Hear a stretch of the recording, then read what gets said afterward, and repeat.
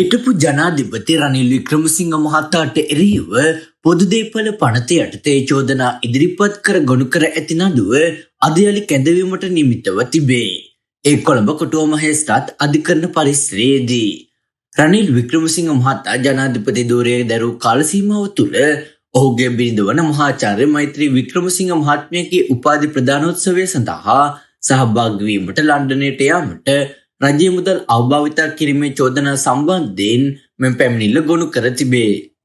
ඒ අනුව ප්‍රකාශයක් ලබා දීම සඳහා පසුගිය අගෝස්තු මාස 22 වෙනිදා අපරාධ පරීක්ෂණ දෙපාර්තමේන්තුවට පැමිණි හිටපු ජනාධිපතිවරයා අත්අඩංගුවටගෙන අධිකරණයට ඉදිරිපත් කිරීමෙන් අනතුරුව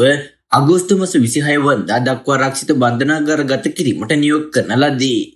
හිටපු ජනාධිපතිවරයා සම්බන්ධයෙන් ඉදිරිපත් වූ වෛද්‍ය වාර්තා සලකා බැලීමෙන් අනතුරුව කොටුව මහේස්ත්‍රාත් නිරපොලි ලංකාපුර මෙනෙවිය හිටපු ජනාධිපතිවරයා රුපියල් ලක්ෂ 50 බැගින් වූ ශරීර ඇප 3ක් යටතේ මුදා හැරීමට නියම කළ අතර නඩු විභාගය අද දින යලි කැඳවීමට නියෝග කරන ලදී.